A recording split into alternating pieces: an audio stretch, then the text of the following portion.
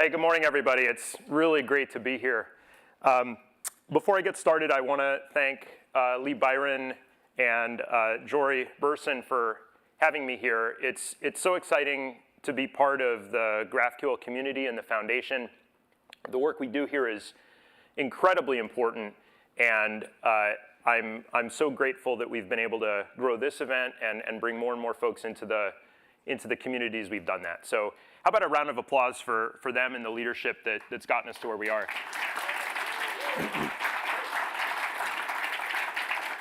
What I wanted to do this morning is paint a little bit of a picture of what's going on with GraphQL in the enterprise. And this is an area that we've been particularly focused on at Apollo. And you might have an imagination that the enterprise is a backwater of technology or some kind of slow-moving colossus. There might be some companies like that, but the reality is quite different. The enterprise, I think, is the crucible of all of the great cloud-native software. It's the environments that have the highest demands on security, reliability, scalability, performance, all of the characteristics that really pressure test whether it's a technology that's going to work. And what we've seen in this generation is that technologies that succeed in that environment find a way into every other environment, but the reverse isn't always the case. So I think it's a great acid test for where we are with GraphQL. And the punchline is it's fantastic. GraphQL is by far the most important new API technology in the enterprise. And I'm going to spend a few minutes painting a picture of what that looks like and why that's the case. And then I want to spend a little bit of time on what that means for us here. It's really incredible how quickly and significant this has become. So here's one stat that paints that picture. This is from Gartner. For those who don't know, Gartner's an analyst firm. Their role in the industry is really to help enterprise buyers understand the technology landscape. An enterprise has, God, I don't even know, 1,000 IT decisions to make every year. And so Gartner and others are vital for companies to have a picture of what's happening and to be able to make sound choices about their technology investments. So their take is that GraphQL is going to go from about a third of the enterprise today to north of 60% over the next few years. And that's really incredible. That kind of growth rate is like Kubernetes territory or the rise of cloud in the earlier generation of cloud. So we should be really, really excited about that success. It is proven, and I think largely the question is settled, that for the right use cases and the right situations in the enterprise, really the question's been called, and I think GraphQL has a very, very bright and many-decade future in the enterprise. Let's have a round of applause for that.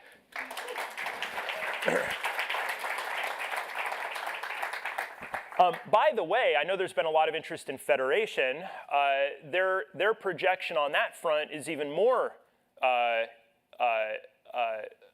higher growth. They are calling for something in the 10 to 12x growth range for federated GraphQL rollouts over the next few years.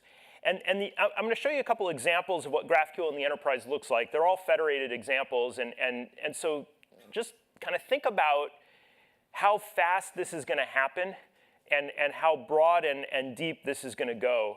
And it'll give you a picture of why I'm so excited. You know the technical story, so I'm going to focus a little bit more on the business reasons that are driving this. And I'll run through a few examples of folks that we've had a chance to work with. Wayfair is a great case study. They were an early adopter of GraphQL. And the story for any retailer is life and death.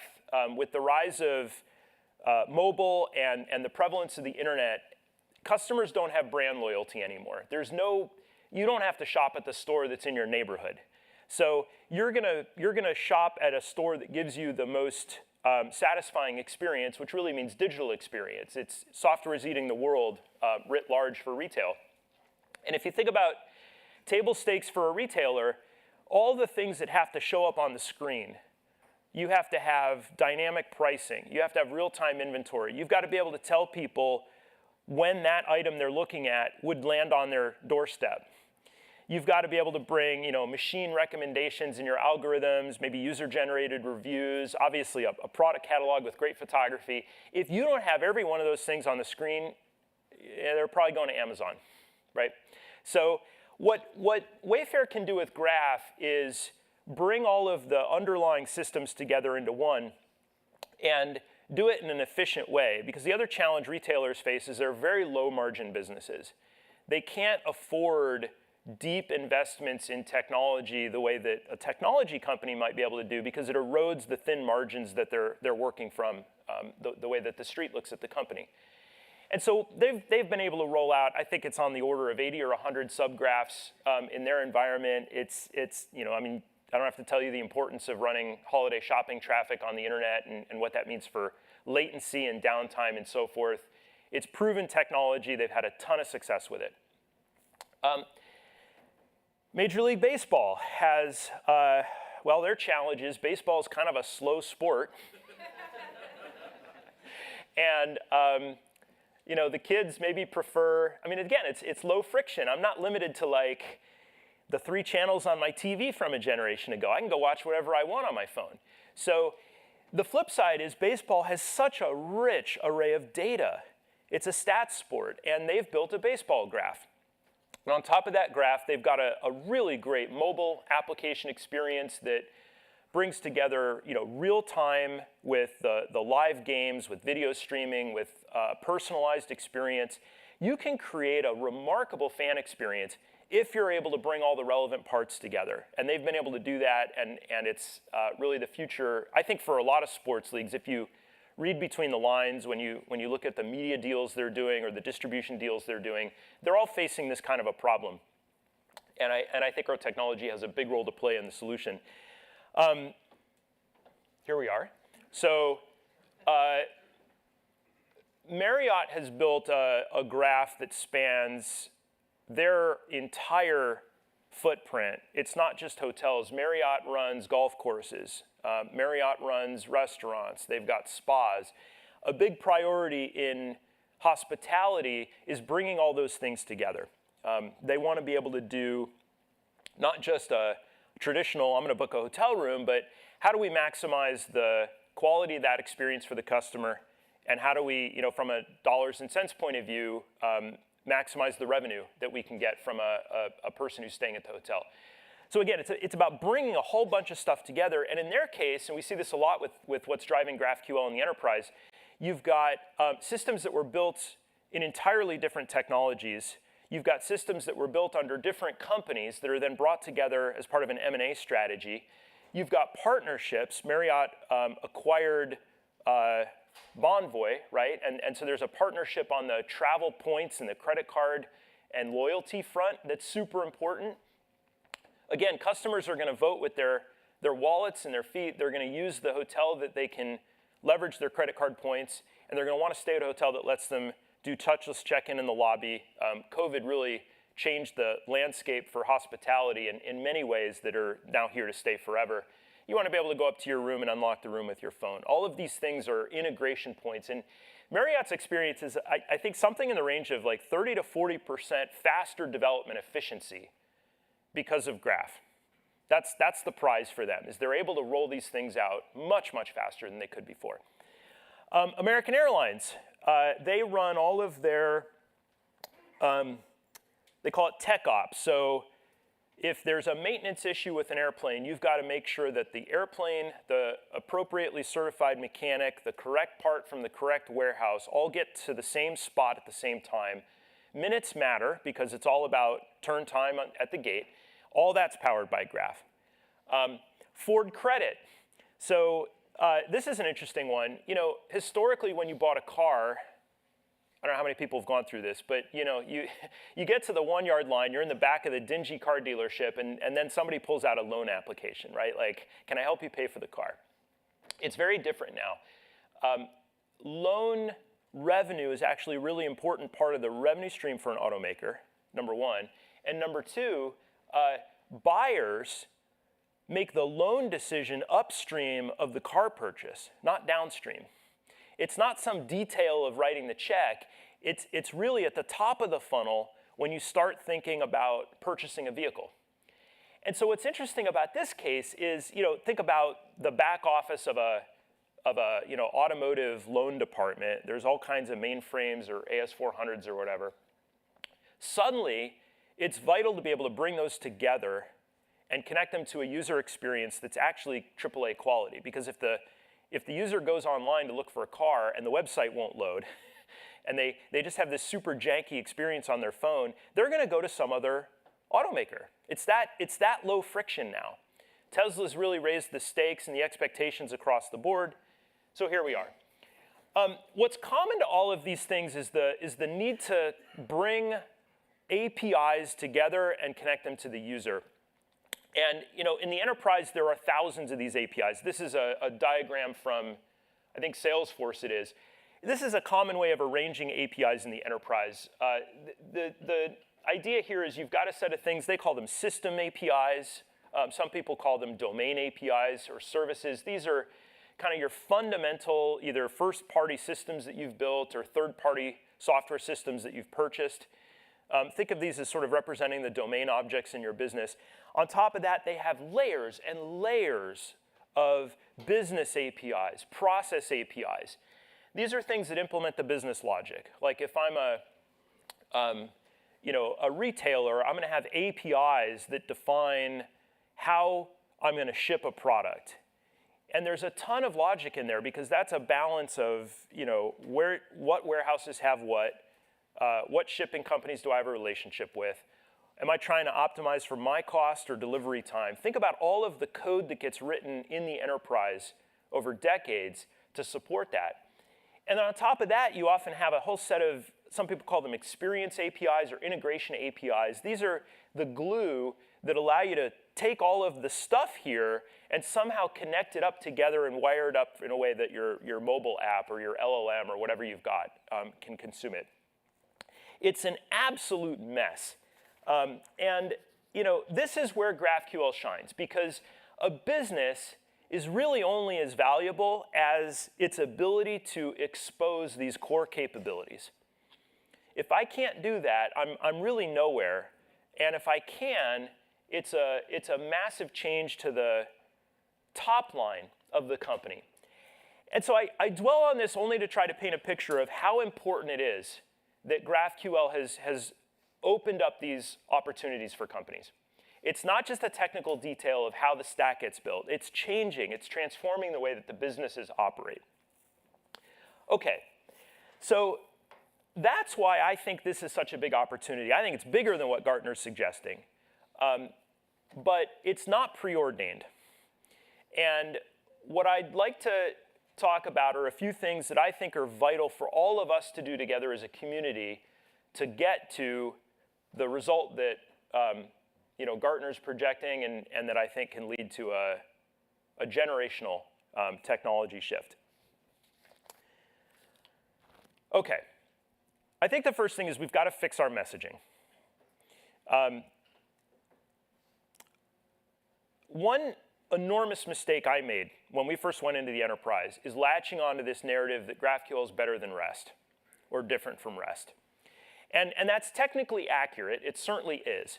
But going up against REST in the enterprise is complete madness.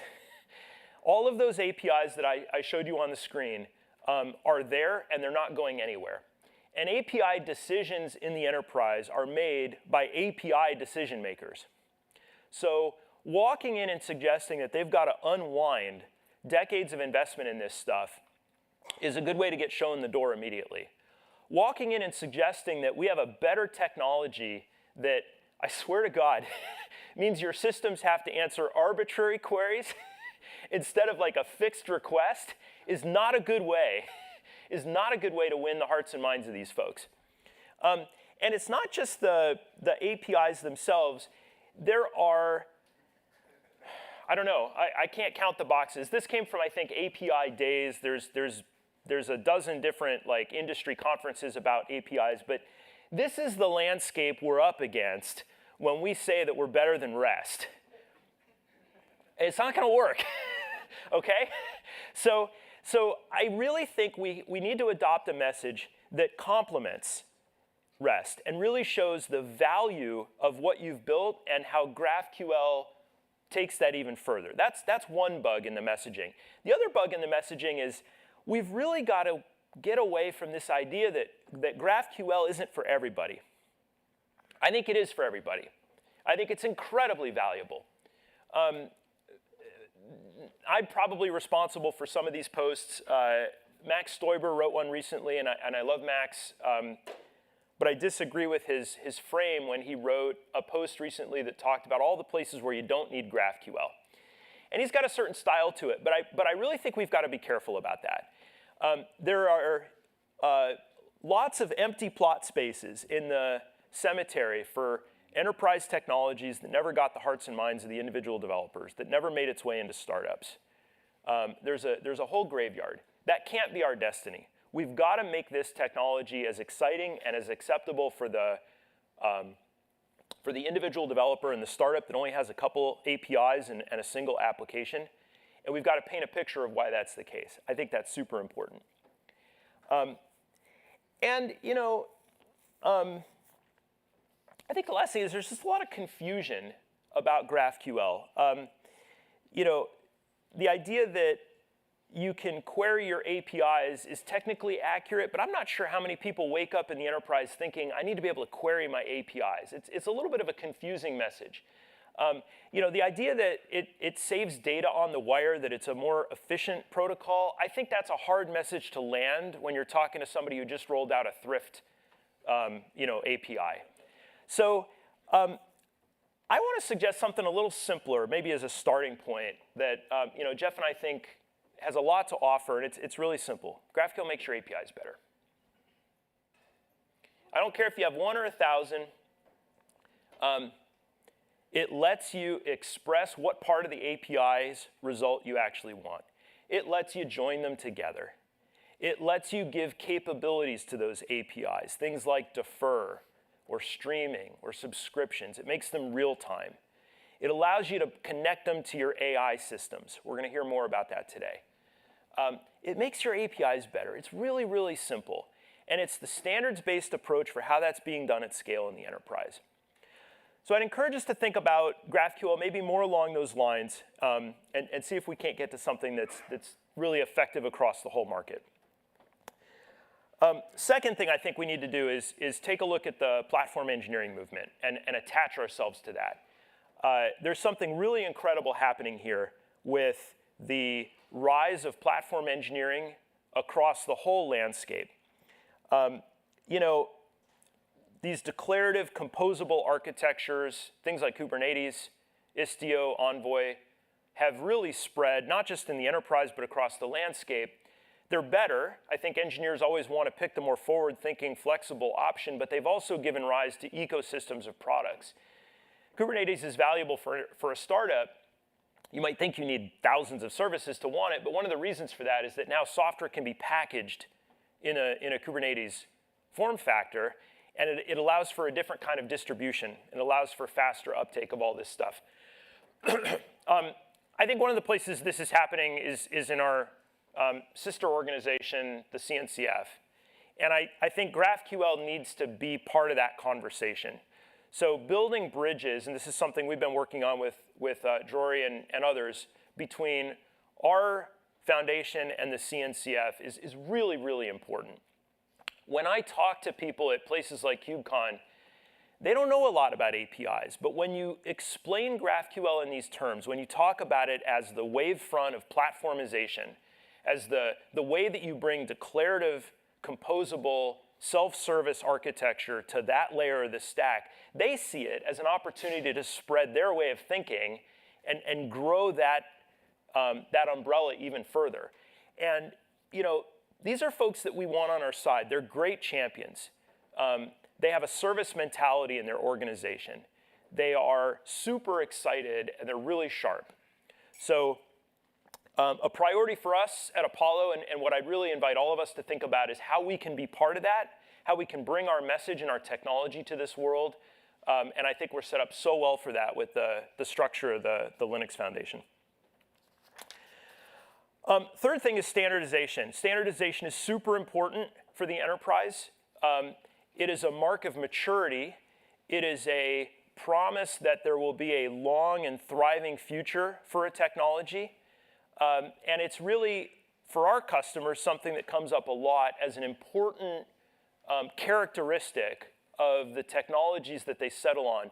API technologies in particular get locked in for a long time, just architecturally. So building on something that's standards-based is so important. I think it's why GraphQL won over a lot of other attempts to do kind of sort of what GraphQL does, is that, to Lee's credit, it was published as a standard. So I think we need to do a lot more here. The core GraphQL standard, I think, is really solid. It's tightly scoped. There's a little bit of work to do, and I know we're making great progress on that. But there's some areas that we also need to give attention to. Composite schemas, I think, is very important to become part of the standard. I'm delighted with the progress we've made there. It's so core to how GraphQL is being used in these environments that it needs to be part of the common landscape. An area that I think does need a lot more attention, though, is the transport. And the days of 200 OK being OK are not OK. And I think we've talked a lot about this in the context of GraphQL semantics. But the thing I'm more concerned about is when you bring this technology into the enterprise, you're going into an environment where they have invested millions and millions of dollars in HTTP infrastructure. So those error codes matter. The headers matter. There are products, back on that slide I showed you, stacked on top of each other that are all about understanding those things and letting you work with those. The whole ecosystem of API gateways, of security products, and so forth rely on that. And I think we've just been too far away from that in too many examples. And I think that's an area that has to be standard. It's got to be something that's interoperable across all the different GraphQL technologies and between those technologies and the world of HTTP and modern networking infrastructure. But I think that's kind of a complete picture at that point. So the other thing on standardization that I think we need to get comfortable with is that there's going to be some chaos that goes beyond that stuff. The other thing the enterprise needs is innovation. And they're hungry, they're desperate for solutions to all kinds of problems in this space. And the danger of standardizing something too early or getting out too ahead of it is that you hold some of that back. I think sometimes we've let the tail wag the dog a little bit on this one. And so I think what we really need is a vision for what complete looks like as a standard and a roadmap for how we get there. Not just incremental progress on each of these fronts, but a map for people so that they can build and we can build alongside that. That's going to be our approach here at Apollo, and I think it's going to be really valuable as we tell the story more and more broadly in the industry on this. And then finally, we need to expand our sites. And this really follows from the first three. The opportunity here is enormous. And what GraphQL really does, and you can look at it through a couple lenses, it creates a bunch of challenges that need to be solved for the rollouts of this technology to be successful, or it creates opportunities to layer on top of the core idea. Take your pick. Security, for example. I think we have an enormous opportunity in security. GraphQL is semantic. It gives you an actual understanding of the meaning of the data that's going across the wire and out from your organization. Isn't that the right place and the right way to think about policy and security to address the requirements of something like GDPR? And so those are products that I think that have to be built in that space, and companies that have to be built in that space. And I think a big part of our role here is to set the stage for that, to have a community and an environment where more and more companies, not just focused on the core intricacies of GraphQL, but that are built on top of that to solve the most important challenges in the enterprise, can flourish. That needs a standard so that they can build on top of the right interface points. That needs, I think, the momentum that we're seeing in the cloud-native environment. And that needs a clear message of what GraphQL is and why you want to bring it into your organization so that you can take advantage of all of this. So these are all prerequisites, but it opens up a wonderful door. AI is another area, and we're going to hear from Anant, I think, in a little bit, and I think you're going to like what he has to say. You know, I just got back from a conference in London run by Gartner, and the whole topic was AI. Every enterprise is just desperately trying to figure out their API strategy. Excuse me, their AI strategy, which I think means you need an API strategy. And I think GraphQL is incredibly well positioned. Because again, it's semantic. An LLM can understand a GraphQL schema in a way that it can't understand random REST endpoints. And there are entire companies to be built just on that idea alone that are going to lift all of us up, because that's going to pull GraphQL into all of these environments, not just enterprises, but think about every startup and how important it is for startups to plug into an AI-first world. So across the board, I would just encourage us to think bigger. It's not just about nullability. It's not just about exactly how GraphQL works. This is a once-in-a-generation movement. It is going to completely change the way that products and services get built. And I couldn't be more excited for it. The work we do here together as a community matters. Let's go get it. Thank you.